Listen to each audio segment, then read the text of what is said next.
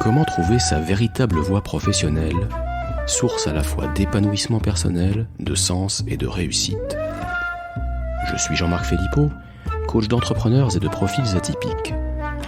Dans Décalage, je vous fais rencontrer des personnes en recherche de la vie bonne pour elles-mêmes, ou bien qui accompagnent autrui dans une telle recherche. Des personnes qui vous inspireront et vous feront gagner un temps précieux dans la découverte, la construction de votre propre chemin ou de votre reconversion, selon vos talents, désirs et valeurs. Parce que la vie est trop courte pour tourner tel un hamster dans sa roue. Bonjour, aujourd'hui pour cet épisode de Décalage, j'ai le plaisir et l'honneur de recevoir le colonel Guillaume de Cersec, qui sera également prochainement l'un de mes confrères. Bonjour Guillaume. Bonjour Jean-Marc. Donc tu ne m'en voudras pas de passer tout de suite au tutoiement et de m'adresser à toi de manière fort peu protocolaire, parce que tu as un parcours atypique, en tout cas vu de ma norme à moi, qui t'aura amené à être à un moment de ta vie colonel dans la Légion étrangère et bientôt coach en entreprise ou dans les organisations. Je sais pas si quelqu'un avait déjà réussi ce genre de prouesse. Alors, avant de te laisser te présenter, juste pour nos auditeurs, les deux raisons en fait qui font que j'ai vraiment pensé à toi rapidement pour mon podcast. La première, donc ça tient à ton parcours personnel, dont je viens déjà de faire un petit peu le teasing. Et la deuxième raison, c'est que nous allons aujourd'hui parler de la Légion étrangère et surtout du légionnaire. Et ce que tu m'as appris, c'est qu'en fait, c'est un peu osé de le dire comme ça, mais dans la Légion, vous faites aussi une forme d'accompagnement. Alors ça, c'est les deux parties du menu de notre discussion d'aujourd'hui, mais j'ai beaucoup trop parlé, donc je vais te laisser d'abord te présenter de la manière qui te conviendra. Merci Jean-Marc, je suis colonel dans l'armée de terre française, j'ai 50 ans. J'interviens devant toi à titre personnel, comme un témoignage. Je ne suis pas là comme porte-parole ni de l'armée de terre ni de la Légion étrangère. Alors je suis Saint-Cyrien au départ du coup, et ma carrière a eu deux grands axes. Le premier axe, il est opérationnel. J'ai passé 11 ans dans les forces, comme on dit, c'est-à-dire dans des unités opérationnelles, dans des régiments. À cette occasion-là, je suis parti en mission à l'étranger, à 2 reprises en Afrique, dans les Balkans et en Afghanistan. Et j'ai toujours été en situation de commandement. J'ai commencé comme jeune officier, lieutenant, en commandant 30 lieutenants, et puis comme capitaine, 150, et puis comme colonel, chef de corps d'un régiment de Légion avec 1000 hommes.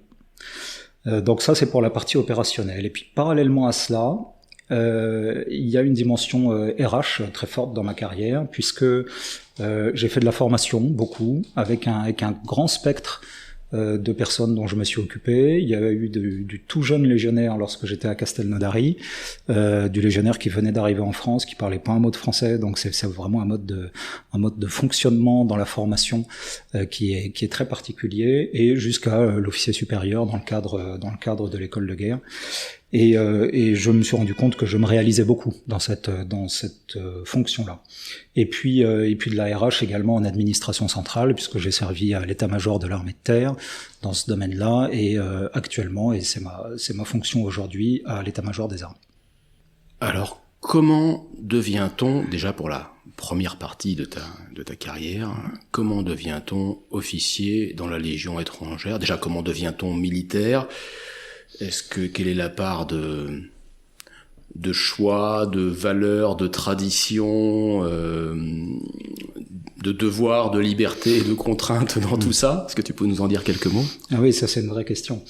Je suis issu d'une famille avec une longue tradition militaire. C'est-à-dire que j'ai entendu une petite musique depuis tout petit, me disant que si j'étais Saint-Cyrien, je serais quand même je constituerais la 7e génération de Saint-Cyriens ou de polytechniciens dans la famille.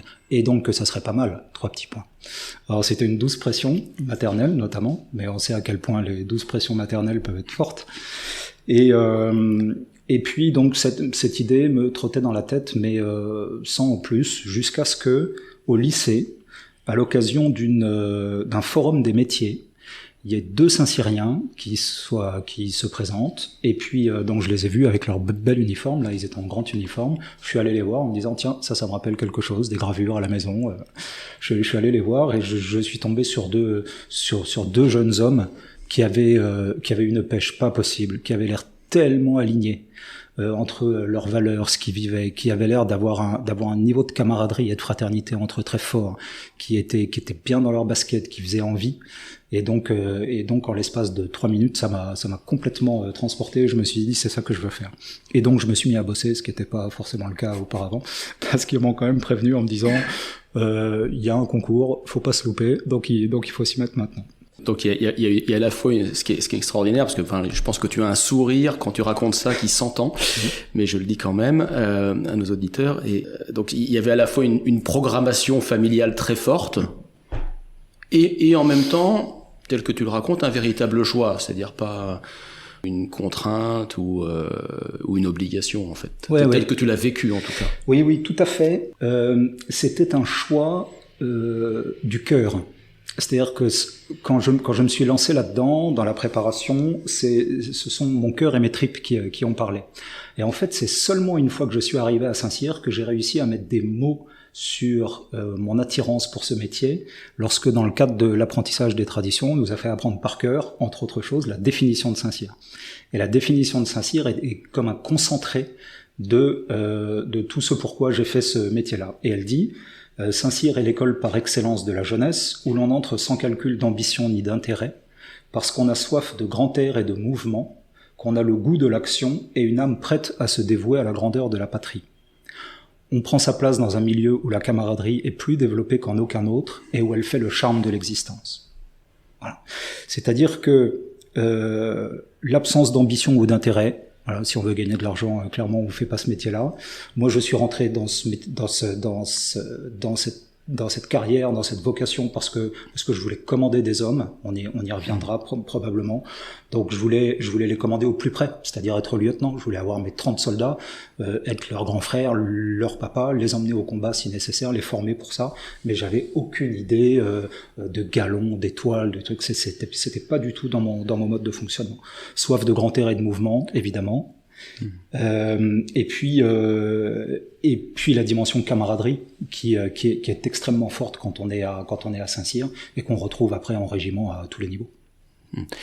Et alors et après il y a ta carrière dans la carrière, c'est-à-dire que dans ces 30 ans à peu près de carrière militaire, il y a je crois 9 ans dans la Légion étrangère. Alors comment, là c'est une autre bifurcation. Oui. Comment ça s'est passé? Ouais. Comment t'es-tu retrouvé dans cette partie si spécifique en fait des armées françaises? Oui, tout à fait. Alors quand je suis sorti de Saint-Cyr, j'ai choisi l'arme du génie. Et donc je suis allé me spécialiser pendant 1 an à Angers. Et à cette occasion-là, il y avait des présentations. Donc les lieutenants qui étaient dans les différents régiments du génie venaient. Ils avaient 20 minutes en amphi devant tous les lieutenants élèves présents pour leur présenter le régiment dans lequel il était, dans lequel il servait. Et à cette occasion-là, il y a eu un lieutenant qui venait présenter le 4e régiment étranger, donc un régiment de Légion. À chaque fois qu'il y a étranger dans un sigle, ça renvoie à la Légion étrangère. Et c'était à l'époque bénie où PowerPoint n'existait pas, donc on passait des transparents. Et il a commencé à passer 3 transparents sur des organigrammes et des trucs. Et puis à un moment, il a éteint le rétroprojecteur et il a dit « Bon, tout ça c'est naze. Maintenant, je vais vous dire ce que c'est que la vie d'un officier à la Légion. » Et là, il a parlé avec son cœur, il a tout mis dedans, et il y a tellement d'émotions qui est passé, il a réussi à retourner l'amphi de 80 lieutenants qui étaient en face de lui, qui en sortant avaient tous envie de partir à la Légion, tellement il avait apporté de choses. Qu'est-ce que tu en as retenu, que ce soit en termes d'émotions spécifiques ou en termes de messages? En termes d'émotions, c'était une joie profonde, et pas une joie superficielle, mais une joie qui provenait du don et de ce qu'il apportait. Et c'était probablement particulièrement vrai dans le régiment dans lequel il servait, parce que le 4e régiment étranger de Castelnaudary est le régiment d'instruction de la Légion. Et donc, on y récupère des tout jeunes légionnaires qui viennent de passer les sélections à Aubagne, et des tout jeunes engagés volontaires, et on les transforme en légionnaires, et on a 4 mois pour ça. Et c'est un moment qui est extrêmement fort d'un point de vue humain, parce qu'on se contente pas de leur apporter des savoir-faire, techniques, tactiques, mais on leur apporte également des savoir-être. Et ça c'est une dimension qui m'a toujours beaucoup parlé. Et donc c'est à ce moment-là que d'un seul coup ça t'a sauté aux yeux que c'était vers la Légion que tu souhaitais te diriger. Ah oui, absolument. Et ensuite sur place, j'y ai passé 7 ans comme officier subalterne, donc lieutenant et capitaine, qui est toujours un moment super parce que c'est là qu'on est au contact avec la troupe, avec ce qui fait vraiment la Légion. Et je me suis rendu compte à la fin de ces années-là que une chose qui m'avait beaucoup plu quand je regardais le temps que j'y avais passé, c'était les situations où j'étais justement en situation de transmettre des savoirs, de transmettre des valeurs, d'accompagner certains de mes légionnaires ou de mes cadres qui étaient en difficulté. Et ça m'a autant plu que la partie strictement opérationnelle où j'étais envoyé en mission, où on était sur le terrain, etc. Cette dimension humaine a toujours résonné de manière très forte pour moi. Peut-être que le moment est venu d'expliquer, parce que la Légion étrangère, je pense que ça peut être un grand mystère pour beaucoup, finalement ce qui fait la spécificité, l'unicité même, je pense qu'on peut le dire, l'unicité mondiale de la Légion étrangère. Alors absolument, tu l'as dit, la Légion est une exception française, il n'y a qu'une Légion étrangère dans le monde et c'est la nôtre. Elle fait partie intégrante de l'armée de terre française.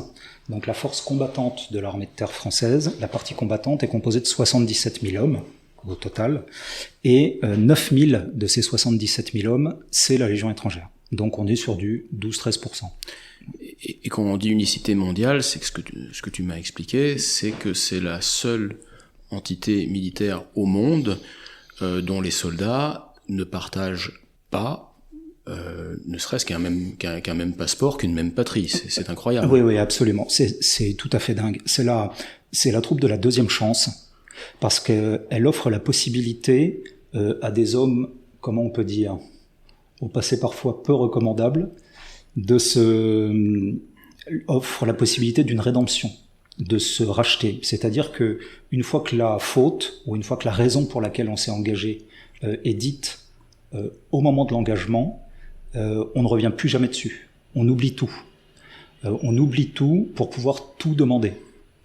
C'est-à-dire que moi, quand j'étais colonel et que je commandais mon régiment, je n'avais pas le droit, moralement, ça aurait été incompréhensible que je pose la question à un légionnaire, est-ce que toi t'as fait des bêtises avant? Ou pourquoi est-ce que t'es venu t'engager à la Légion? Parce que c'est sa vie. Et qu'on lui offre justement une espèce de parenthèse dans son existence qui lui permet de laisser tout ça derrière lui. Alors, ce qui nous permet d'ailleurs d'aborder la question du recrutement, parce que malgré tout, vous ne recrutez pas n'importe qui. Hein, c'est-à-dire que ce n'est pas non plus un repère de criminels, la Légion étrangère. Bien sûr. Alors le recrutement est tout à fait international, c'est-à-dire que il y a de l'ordre de 145 nationalités en simultané à la Légion. 90% d'entre eux sont étrangers, à peu près. On a 10% de Français. Alors on recrute évidemment des gens qui sont en bonne santé, qui ont une bonne capacité physique, encore que c'est pas absolument discriminant. Entre 18 et 39 ans. Donc ça veut dire qu'il y a des gens qui nous arrivent qui ont déjà eu une vie avant de venir, et ça rend le fait de les côtoyer, le fait de les commander, ça rend ça extrêmement riche, parce qu'on n'a pas des petits genoux qui sortent tout juste de chez leurs parents. On a des gens qui ont connu des choses quelquefois lourdes, et donc ça rend tout ça très fort. La plupart d'entre eux ont eu un passé compliqué. Alors j'imagine ça peut être soit familialement, soit avec la loi, disons les choses, et en même temps vous fixez quand même des limites. Vous ne recrutez pas de criminels. Absolument. Il y a une étude très fine qui est faite de chaque candidat qui se présente dans un poste d'information et de recrutement, et à l'occasion de cet examen, il y a un certain nombre de personnes qui sont refoulées parce qu'elles ne remplissent pas les critères, notamment de sécurité. Et donc aujourd'hui, il n'y a pas de criminels à la Légion étrangère. Donc on est avec une population extrêmement hétéroclite. Tu disais 145 nationalités, c'est ça? Oui, tout à fait. Il doit y avoir 190 pays dans le monde, donc il en manque quelques-uns, mais pas beaucoup. C'est ça. Qui arrivent plus ou moins cabosser. Et après, qu'est-ce qui se passe? Comment vous vous y prenez finalement? Comment on fait en sorte de de construire du lien, de la cohésion, et puis au final de l'engagement, puis même un engagement extrêmement fort, en partant comme ça, j'irais d'un recrutement aussi, je ne sais pas quel est le bon adjectif d'ailleurs, aussi hétéroclite ou ambitieux. Les deux sont vrais. Alors, la Légion étrangère au sein de l'armée de terre ne se distingue pas du reste de la troupe par des missions distinctes ou des équipements ou une place distincte dans l'organisation. Elle n'a pas non plus évidemment le monopole de la gloire ou de l'héroïsme qu'elle partage bien volontiers avec les autres. Là, le vrai sujet, ce qui distingue réellement la Légion étrangère du reste, c'est le légionnaire. C'est celui qu'on appelle Monsieur Légionnaire. C'est l'homme de troupe. L'officier que je suis, il n'a été présent à la Légion que pour permettre à la Légion de tourner. Alors on va pas faire de démagogie. Heureusement que les officiers sont là pour tenir la boutique. Malgré tout, nous ne sommes pas le cœur du sujet. Le cœur du sujet, c'est Monsieur Légionnaire. Et c'est un vrai mystère cette troupe, parce que pour deux raisons. La première, c'est que déjà ça marche. Nous cohabitons déjà. Et quand on voit les difficultés qu'il peut y avoir dans le domaine du management interculturel, à avoir 3 ou 4 personnes de pays différents pour les faire travailler ensemble, là on en a 145 et ça marche. Donc c'est déjà un miracle en soi. Mais même au-delà de ça, comme tu le disais tout à l'heure, ce qui caractérise les soldats de tous les pays du monde, c'est qu'ils se battent pour leur patrie. Et les légionnaires, qui viennent de tous les pays du monde, donnent tout à une troupe qui défend une patrie qui n'est même pas la leur. Donc ça, c'est quand même incroyable. Et l'investissement des légionnaires dans la dureté de l'entraînement, dans les opérations, dans leur aptitude à risquer leur vie, est souvent plus importante que celle qu'on trouve chez des soldats qui défendent leur propre pays. Ce qui est quand même assez dingue. Et ce qui pose la question mais en fait, comment ça marche ? Comment on crée cet engagement ? Exactement. Exceptionnel. Hein. C'est tout à fait. Un engagement militaire, c'est toujours exceptionnel parce que ça peut aller jusqu'au don de sa propre vie. Absolument. Et là, encore plus exceptionnel parce qu'il n'y a pas ce carburant de base qui est celui de la défense de son pays. Absolument. Dans l'armée, de manière générale, la cohésion, la fraternité, la solidarité, c'est pas des options, c'est pas un luxe. Parce que en opération, tout déficit de fraternité se traduit par un échec de la mission et potentiellement par la mort, par la sienne propre et par celle de ses camarades. Mort qui en soi est pas inacceptable. Elle est même consentie et respectable si la réussite de la mission en opération est à ce prix. En revanche, une mort qui serait la conséquence d'un déficit de fraternité ou de professionnalisme, elle, pour le coup, est tout à fait inacceptable.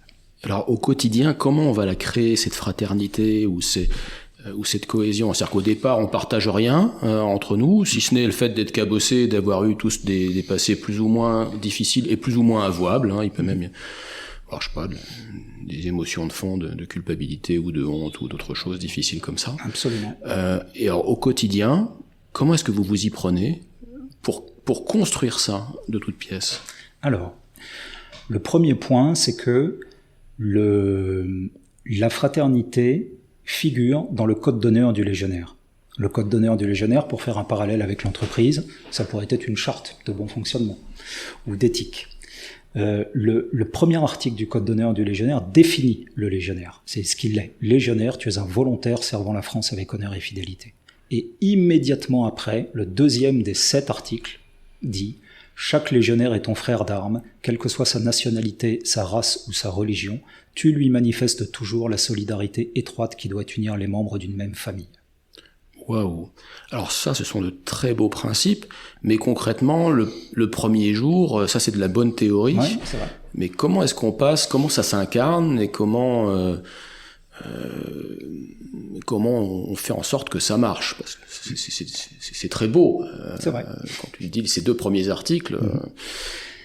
Mais très concrètement et plus prosaïquement aussi, ouais. J'imagine, comment ça se passe ? Alors, il y a 2 grands moyens. Le premier moyen, c'est l'effort commun. Parce que le légionnaire qui s'engage dès son premier jour à Castelnaudary. Il commence à connaître la dureté de l'entraînement, la soif, la faim, l'épuisement, la douleur, le manque de sommeil, le trop froid, le trop chaud. Voilà. Et tout ça vécu en commun sert à créer une fraternité, une cohésion. Et ensuite, le deuxième grand moyen dont nous nous servons, nos anciens disaient que les grandes vertus s'acquéraient par la répétition de petits actes. Eh bien, en fait, pour chaque activité, dès l'instruction, les légionnaires sont binommés ou trinommés, et chaque légionnaire est rendu responsable des résultats de son binôme ou de son trinôme. Petit exemple. Les légionnaires, pendant leur instruction, qui dure 4 mois, ils sont notés. Ils ont un certain nombre de tests. Donc, ils ont des tests de français, de sport, de combat, de transmission, que sais-je encore, de secourisme, de tir. Et il serait injuste pour les tests de français, notamment, qui est le même barème pour tout le monde. Parce que quelqu'un qui est francophone comme toi et moi, dont c'est la langue maternelle, aurait une super note, là où le chinois, dont les repères culturels sont très différents des nôtres, aurait une note pourrie. Donc ça serait pas juste, ça générerait une frustration chez les légionnaires. Eh ben, un bon moyen de créer la fraternité entre eux, c'est de mettre un Français avec un Chinois et un Vénézuélien, par exemple, et on dit aux Français, à la fin des 4 mois, ta note de français sera la moyenne des notes de tes 2 camarades. Et de cette manière-là, on passe par l'intérêt bien compris du légionnaire. Donc on n'est pas dans une logique d'incantation, d'exhortation de grands mots, déjà parce qu'ils ne les comprendraient pas au début, parce que la plupart d'entre eux arrivent sans parler français, mais on passe par leur intérêt propre. Et avec une fraternité qui est déjà créée au niveau des plus petits sous-ensembles qui soient, donc un binôme, un trinôme. Absolument. Alors une fois qu'on a créé ce lien, donc prélude à la cohésion et à l'engagement des légionnaires et des troupes, une fois qu'on a créé cette fraternité, se pose la question finalement du cadre ou de ce qu'on appellerait dans d'autres types d'organisations le management. Et à propos du cadre, tu m'as cité cette citation assez inattendue, je dois le dire, pour moi, de Lacordaire, qui était plutôt un révolutionnaire de 1848, qui a dit, je crois, je vais essayer de la citer mot pour mot, entre le fort et le faible, c'est la liberté qui opprime et le cadre qui affranchit. Absolument. Pour moi, qui suis tellement attaché à la notion de liberté, entendre la liberté qui opprime, ça m'interpelle profondément, et en même temps, entre le fort et le faible, que la liberté puisse opprimer, oui, je le conçois. Et comment alors est-ce que le cadre peut affranchir ? Alors, pour réussir à bien comprendre cette phrase, j'avais eu recours à une comparaison avec 2 enfants qu'on met dans un parc. 2 petits garçons qu'on met dans un parc, un de 1 an et un de 3 ans. Et si on les laisse sans aucune espèce de cadre ou de loi ou de prescription, au bout d'un moment, celui de 3 ans va s'asseoir sur la tête de celui d'1 an et lui taper dessus à coups de râteau, parce que c'est comme ça que ça fonctionne. À l'inverse, si on met un cadre en disant au grand qu'il doit avoir une attitude respectueuse et aimante de celui qui est petit, eh ben ça permettra au petit de s'épanouir, et c'est plutôt le fort que ça contraindra. Eh ben en fait, c'est un peu le même système. On se représente parfois que la loi est un instrument de domination du faible par le fort, mais en fait, à la Légion, en tout cas, où l'autorité s'exerce de manière très forte, tout ce qui peut exister comme cadre, la loi, le règlement, les usages, en fait, ils ont surtout pour conséquence de protéger le plus fragile. Et le plus fragile, c'est le plus jeune légionnaire, c'est le blessé, c'est le puni, qui est souvent en état de fragilité psychologique. Et ça se traduit par des pratiques managériales très simples et très claires, notamment dans l'appellation des gens. On n'appelle pas un légionnaire n'importe comment. Les règles sur le tutoiement et le vouvoiement sont très strictes. l'usage des grades. Est-ce que j'utilise le grade ou le nom de famille pour appeler quelqu'un? L'interdiction absolue d'utiliser des diminutifs un peu railleurs ou qui peuvent être considérés comme dégradants par ceux qui en sont les destinataires. Ça, ce sont des pratiques qui en fait sont assez libératrices. Et je rajouterais l'existence de soupapes, parce qu'en fait, à la Légion, la parole sur la forme est très cadrée, c'est-à-dire que les légionnaires se mettent au garde à vous, ils demandent l'autorisation de poser une question, enfin vraiment ça rigole pas. En revanche, le fond est très libre. Les soupapes existent en particulier pendant les soirées festives qu'on passe avec nos légionnaires, et en particulier le soir de Noël. Et le soir de Cameron, qui est le 30 avril, qui est la grande fête de la Légion. Et pendant ces soirées-là, je devrais dire pendant ces nuits-là, parce que ça dure souvent tard dans la nuit, la parole est très libre vis-à-vis des chefs. Et donc tous les officiers, colonels en tête, se mêlent aux légionnaires, et c'est le moment pour eux de rigoler, de boire des coups. Comme les légionnaires sont souvent affectueux quand ils apprécient leur chef, ils nous disent plein de trucs sympas. Et puis moi j'avais une habitude quand j'étais chef de corps, colonel, et que j'avais des moments un peu comme ça à bâton rompu avec les légionnaires, c'était de leur dire tiens, si j'avais une baguette magique, qu'est-ce que je devrais changer dans le régiment? Et un jour, un de mes légionnaires me dit vous, mon colonel. Alors il y a eu un moment de stupeur parmi les quelques personnes qui étaient autour, qui se sont dit oups, comment va réagir le colonel? Et en fait, le légionnaire m'a expliqué très froidement que quelques mois auparavant, j'avais pris une décision de commandement qui le concernait, qu'il avait toujours pas avalée, qu'il avait trouvé injuste. Sur le moment, il avait fait comme on fait dans l'armée, c'est-à-dire qu'il avait obéi sans broncher, mais il avait attendu l'occasion qui lui était offerte par le cadre pour justement se libérer de ce poids en me disant ce qu'il avait à me dire. Alors ça a toujours été ça a toujours été courtois, jamais humiliant, toujours respectueux, mais j'ai quand même entendu des choses dont je me souviens encore. Ce que tu m'expliquais aussi, c'est que donc quand tu étais chef de corps, commandant de régiment, tu avais pas loin de 1000 hommes oui, c'est ça, 1000 hommes. Sous tes ordres, et que tu recevais chacun d'eux en tête à tête au moins une fois dans l'année, c'est ça? Oui, absolument. Alors il y a des rendez-vous qui ont des fonctions différentes, mais donc il y a des rendez-vous qui sont plus orientés RH sur le parcours à venir du légionnaire, et puis des rendez-vous qui sont juste du comment ça va. Et on peut passer 10 minutes, un quart d'heure, 20 minutes avec chacun de nos légionnaires comme ça.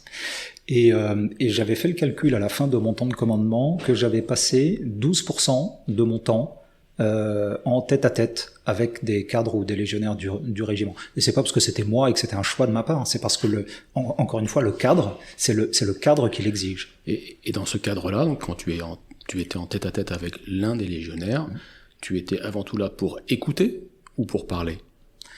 Comment ça se passait? Parce que j'imagine que ça durait pas très longtemps, du coup. Oui, hein. Oui, et que du coup, chacune de tes paroles aussi devait avoir un poids très important. Bien sûr. Investi de l'autorité. Ça dépendait du type de rendez-vous. Il y a ce qu'on appelle les revues d'effectifs, où on passe tous les légionnaires les uns après les autres et où on réfléchit à leur avenir avec eux. En disant voilà, qu'est-ce que tu voudrais faire, voilà ce qu'on a prévu pour toi, qu'est-ce que t'en penses, tu vas partir à tel stage, occuper telle fonction, etc. On est vraiment dans une logique de gestion prévisionnelle des emplois personnalisée avec le bonhomme qu'on a en face de soi. Entretien annuel d'évaluation en entreprise. En quelque sorte. Sauf que c'est pas de l'évaluation, là c'est prospectif. Oui, mais voilà. Et ça vient en plus de l'entretien d'évaluation qui pour le coup est fait davantage par l'encadrement de contact. Et c'est séparé. Oui. Ce qui n'est pas toujours le cas en entreprise. Oui. Ce sont des moments tout à fait distincts. Et donc, de manière générale, ce genre d'entretien, c'est alors je t'écoute. On prend le temps pour écouter. Et puis ensuite, c'est un système d'échange entre le chef et son subordonné, donc entre le dirigeant et son collaborateur, où moi j'avais également une parole prescriptive, c'est-à-dire que je devais également lui dire, quand c'était le cas, bah tu vois ce que tu me demandes en fait, en termes de poursuite de carrière, bah ça ne correspond pas à ce que je crois être tes aptitudes. Donc je ne vais pas t'inscrire sur cette voie-là. Ou alors, au contraire, ah bah tiens, on n'y avait pas pensé, on va t'inscrire sur telle voie et c'est très bien. Voilà. Donc un échange. Sachant que de mémoire, hein, tu me l'avais expliqué, que le contrat de base du légionnaire, ça porte sur 5 ans, et que à l'issue de cette période initiale de 5 ans, je crois la moitié prolonge et la moitié choisit d'en rester là. C'est-à-dire que pour une bonne partie des effectifs, ça reste une tranche de vie avec un avant et un après. Absolument. Et on dit aux légionnaires, partir n'est pas trahir. C'est-à-dire que c'est la Légion étrangère qui a mis en place ce système de contrat reconductible. Donc le premier contrat est de 5 ans, et puis ensuite ça peut être 1, 2, 3 ans reconductible pendant 30 ou 35 ans de carrière. Donc un contrat, il faut être 2 pour le passer. Donc le jour où le légionnaire, quand on lui dit stop ou encore, il dit stop, eh ben on lui demande quand même ce qu'il ferait rester, parce que nous, dans une logique de gestion des effectifs, on a investi lourdement sur lui en termes de formation en début de carrière. C'est normal qu'on essaye d'avoir le retour le plus long possible. Mais s'il veut partir après un pré-échange avec lui, réalisé par sa chaîne hiérarchique LDRH, bon bah il part, et puis il part avec les honneurs. C'est-à-dire que on le fiche pas dehors. Alors, j'imagine bien sûr que chaque histoire est différente, chaque histoire est spécifique. Est-ce qu'il y a malgré tout des patterns, je sais pas comment dire en français, mais des archétypes finalement de parcours d'avant et d'après, et que finalement que représente le passage à la Légion pour ces hommes? On considère que sur les 9000 légionnaires, il y a 9000 bonnes raisons de s'engager, parce que chacun a la sienne, et que en plus on ne la connaît pas. Voilà, on la connaît pas réellement et on n'a pas le droit de lui demander. Néanmoins, on peut établir, moi j'ai établi une forme de typologie. Le premier grand type de légionnaire, il vient parce qu'il a faim. Ça a été une vraie découverte pour moi, qui n'avait jamais réellement eu faim en vivant dans la société d'abondance dans laquelle nous sommes, et venant d'un milieu privilégié. Un jour, j'étais sur le terrain avec un légionnaire et nous avions été ravitaillés avec une nourriture particulièrement mauvaise quand j'étais en Afrique, et donc je suis allé faire le tour du coin des légionnaires au moment du repas parce qu'on sait que le moral est au fond de la gamelle, donc pour voir comment allait leur moral, parce que je savais que la gamelle était pas très bien remplie. Et il y a un légionnaire albanais de ma section qui me dit mon lieutenant, moi pas toujours eu chose à manger dans gamelle, donc si moi chose à manger dedans, ça toujours bon pour moi. Quelle leçon! Et en fait, ces légionnaires arrivent dans un souci d'intérêt, mais ça ne pose aucune espèce de problème. C'est de tout temps, des jeunes hommes sont venus s'engager à la Légion étrangère parce qu'ils avaient faim, et au moment de se conduire en héros, ils sont pas moins conduits en héros que les autres. Donc c'est pas un sujet pour nous. Le deuxième type de raison, c'est je fuis quelque chose. Alors ça peut être la justice, en effet, de son pays. Ça peut être également une situation qui me fait honte. Ça peut être une trahison amoureuse, amicale, professionnelle, sociale. Donc il y a tous les cas de figure, mais il peut y avoir cette idée de je laisse quelque chose derrière moi. Et puis la troisième grande famille de raisons, je dirais que ça relève du je veux me prouver quelque chose. Est-ce que je suis capable de? Il y avait un sous-officier que j'aimais beaucoup, qui un jour vient me voir dans mon bureau lorsque j'étais capitaine et que je commandais ma compagnie. Et il vient me voir très ému, il était en grande tenue alors que c'était au moment de partir en vacances, en permission. Alors je lui dis, mais chef, pourquoi vous êtes dans cette tenue-là? Il me dit, parce que je venais vous rendre compte que je vais retourner voir mon père, qui m'a toujours dit que j'étais un pauvre type. Et là, j'ai réussi mon examen de sous-officier supérieur à la Légion étrangère, et donc je vais aller lui prouver qu'il s'est trompé. Donc comme ça va être un moment important pour moi, je voulais que vous le sachiez. Voilà. Donc on a ce genre d'histoire très très forte et très belle où on mesure tout ce qu'il peut y avoir de rédemption et de capacité à la reconstruction chez les gens un peu cabossés qui nous arrivent. Donc là, la Légion apporte de la fierté, ouais, de l'honneur, et tu m'avais dit aussi de l'amour. Eh oui. Ce qui est pas forcément un mot qu'on s'attend à trouver. Oui, c'est tout à fait vrai. Pour expliquer comment la Légion fonctionne, avec tous les handicaps avec lesquels elle part au départ du coup, dont on a parlé, des gens qui arrivent avec un passé quelquefois un peu compliqué, qui viennent de beaucoup de nationalités et de cultures différentes, quelquefois en parlant pas un mot de français, avec des motivations très différentes les uns des autres. En fait, ça ne devrait pas marcher. Et ce qui fait que ça fonctionne, c'est je pense, la mise en place de 4 liens. Le premier lien, c'est celui qu'on permet au légionnaire de recréer avec lui-même. J'avais un instructeur quand j'étais à Saint-Cyr, qui était lui-même officier de Légion, et qui nous avait dit un jour, les officiers de Légion sont les dompteurs de leurs hommes. Alors, ça m'avait quand même un peu chagriné. Et je lui avais dit, parce que je doutais de rien, je lui avais dit, mon capitaine, je suis un peu embêté, parce que on dompte des bêtes sauvages, des animaux, des étrangers qui viennent s'engager pour la France, ça me gêne un peu que vous les appeliez comme ça. Et il m'a répondu, en fait, c'est parce que il ne s'agit pas de dresser des hommes, mais de les amener à se redresser. C'est-à-dire que les hommes qui nous arrivent tout cabossés, et moi je l'ai constaté, je l'ai vu de mes yeux, la première fois que j'ai vu la première section de jeunes engagés volontaires qui m'a été présentée par mon adjoint sur la place d'Armes, eh ben ils étaient pas très beaux à voir. Ils avaient les épaules en dedans, le regard fuyant, ils donnaient pas envie, quoi. Et rien que 6 semaines plus tard, après les avoir emmenés, crapahutés sur le terrain, les avoir fait vivre et souffrir ensemble, et après qu'ils aient eu cet honneur de se remettre leur képi blanc, je les ai de nouveau passés en revue, et là c'était pas la même troupe. Là, pour le coup, ils soutenaient mon regard, ils étaient redevenus fiers d'être des hommes. Ils avaient une allure mâle et altière, comme on peut dire.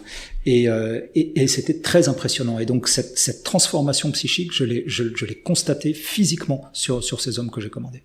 Donc le lien avec soi-même, première étape. Voilà. La deuxième étape, c'est le lien avec les autres. Donc c'est un lien horizontal, c'est celui qui fait que chaque légionnaire est le frère d'armes de son camarade. La troisième étape, c'est le lien c'est le lien managérial, en fait, hiérarchique, entre les chefs et les subordonnés, entre les managers et les collaborateurs. Ce mode de commandement à la Légion, il repose sur une alchimie particulière, qui est un mélange, je crois, unique entre l'exigence et la bienveillance. C'est-à-dire que les deux sont indissociables. Parce que si dans le cadre de votre commandement, vous ne pratiquez que de l'exigence, ça devient de la tyrannie. C'est de la persécution. C'est de la persécution. Ça ne dure pas. Et on ne fait pas adhérer durablement. On ne fait pas adhérer durablement des personnes par la tyrannie. Ça marche pas. Et on les fait surtout pas donner leur vie de cette manière-là. Et à l'inverse, si vous n'appliquez que de la bienveillance sans de l'exigence, c'est de la complaisance. C'est de la complaisance. Et ça, alors déjà, si la Légion était complaisante, ça se saurait. Mais en plus, elle n'aurait pas les résultats qu'elle a depuis bientôt 200 ans, surtout dans un milieu aussi abrasif et terrible que peut l'être la guerre ou un conflit. Et je rajouterais que ce débat entre la bienveillance et l'exigence, en fait, n'en est pas un. Parce que dans le domaine militaire, l'absence d'exigence ou une moindre exigence, c'est une faute morale, en plus d'être une faute professionnelle. Parce que ça veut dire que si moi, en tant que chef, je ne suis pas dur avec mes hommes à l'entraînement, ce sont eux et leurs camarades qu'ils payeront demain. Et qu'ils payeront cher, de leur sang. Donc je n'ai pas le droit d'être complaisant dans l'entraînement et dans la vie de tous les jours. Effectivement, c'est pas vraiment les mêmes conséquences que dans d'autres organisations ou qu'en entreprise. Tu avais dit 4 étapes. Si j'ai bien suivi, il en manque encore une. C'est ça. Le 4e lien, c'est le lien circulaire. Voilà. C'est-à-dire que nous avons des références communes, des valeurs communes, Et tout ce que nous faisons au quotidien, et ça c'est le rôle de l'encadrement de proximité, on l'inscrit dans un cadre plus important. C'est-à-dire que quand on va courir le matin, eh ben, le chef ne veut pas se contenter de dire en petite foulée derrière moi. Il dit on va courir 20 bornes, éventuellement avec un sac sur le dos, parce qu'on doit se préparer et s'entraîner et s'endurcir et s'aguerrir en vue de notre prochaine mission qui a lieu dans 3 mois. Parce que sinon ça n'a pas de sens de courir avec un gros sac dans la campagne comme ça. Mais en fait, derrière ce terme de lien, qui est un peu neutre, qui est un peu technique, c'est une idée qui est centrale, qui est à l'œuvre. Et c'est un peu un gros mot dans notre monde de mecs. Et c'est en effet l'amour dont tu parlais. Parce que, on le sait, c'est une vraie problématique en coaching, l'amour de soi, ou en tout cas l'estime de soi. C'est une chose qui est centrale pour pouvoir déployer ses ailes. Eh bien, les légionnaires qui nous arrivent, tout cabossés, on les permet de se reconnecter à eux-mêmes et d'être plus alignés dans leur mode de fonctionnement et donc de déployer pleinement leur puissance. De la même manière, l'amour, de manière très intuitive, c'est ce qui les relie à leurs camarades aussi. Même s'il ne faut pas utiliser ce mot-là, parce qu'il y a une pudeur qui est très forte. Les légionnaires passent pas leur vie à se faire des câlins, en fait. Ça se traduit plutôt par des grandes bourrades ou des grandes tapes sur l'épaule. Mais c'est bien là. Oui, d'ailleurs, tu m'avais aussi dit, finalement, la reconstruction à l'œuvre chez beaucoup de légionnaires lors de leur passage à la Légion repose non pas sur la parole, comme ça serait le cas dans une thérapie par exemple, où on parlerait de ses traumas, de ses accidents de la vie, mais au contraire repose sur le silence, ce qui pour un psy ou un coach d'ailleurs peut sembler extrêmement improbable, original ou provocateur. Ouais. Alors en effet, deux petites anecdotes à cet égard. Très vite, quand je suis arrivé comme jeune officier dans un régiment de Légion, les plus anciens m'ont mis en garde contre le fait que quelquefois les légionnaires, quand ils avaient du vague à l'âme ou un coup de cafard ou bu un coup, qui se sentaient en confiance, se lâchaient sur leur passé vis-à-vis de leur lieutenant que j'étais.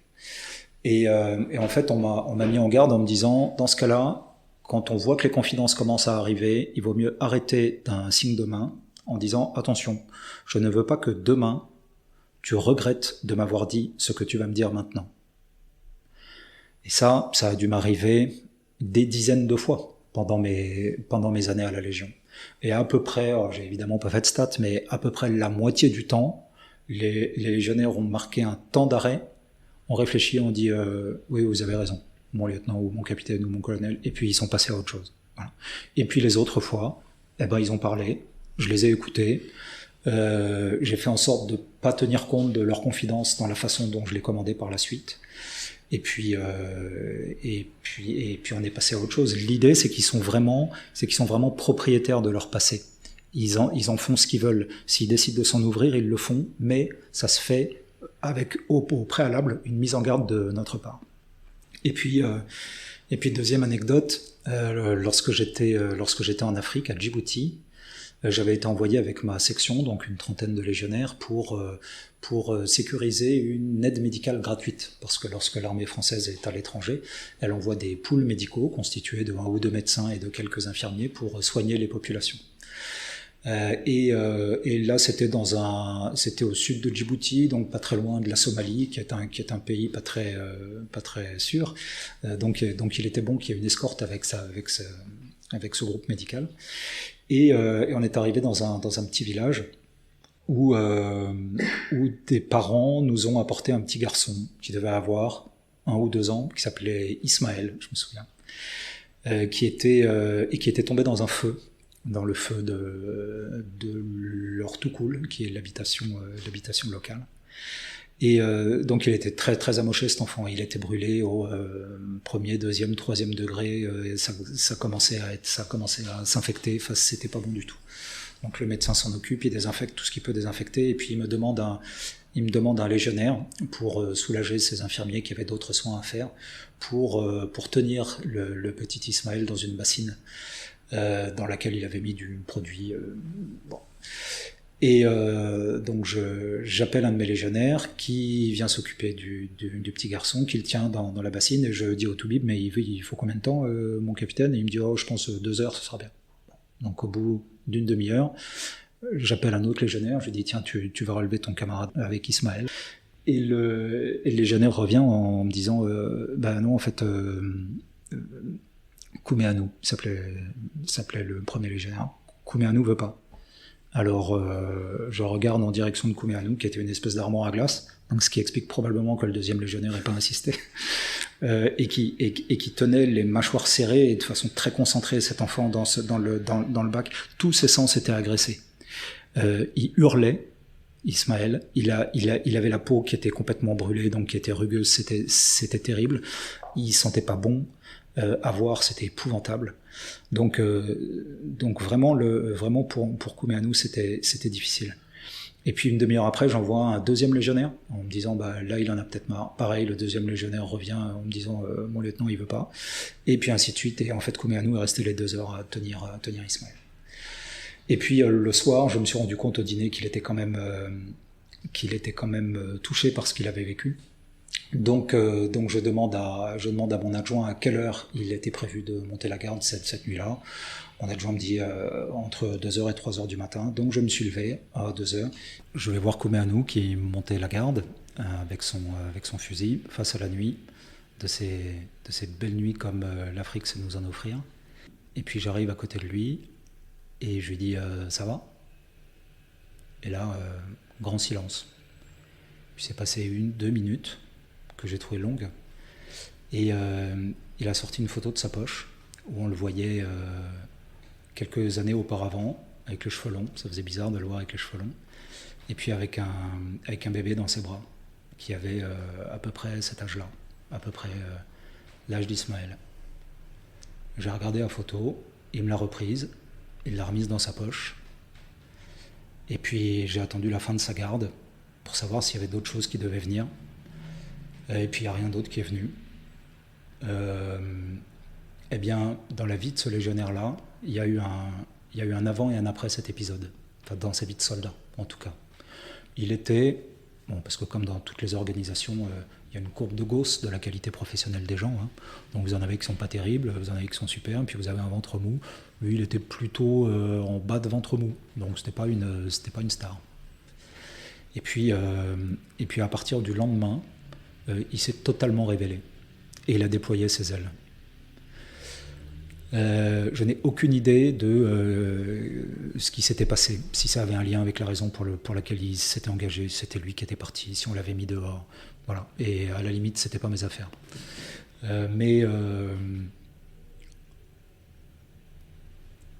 C'est resté un mystère. Ouais. Et par contre, on parlait d'amour. Voilà. Et donc, on l'a amené à faire une chose qui le dépassait et qui sortait probablement de sa mission, parce qu'il ne faut pas oublier que la mission de la section, c'était sécuriser l'aide médicale gratuite. Donc il s'agissait de défendre le convoi, en quelque sorte. Là, on a fait plus que ça. Et il a fait je pense qu'il a gagné en humanité cette nuit-là, ce jour-là. C'est ce qui lui a permis après de devenir quelqu'un de tout à fait neuf. Donc ça a été un vrai processus. Et la Légion, ça permet également ce genre de choses.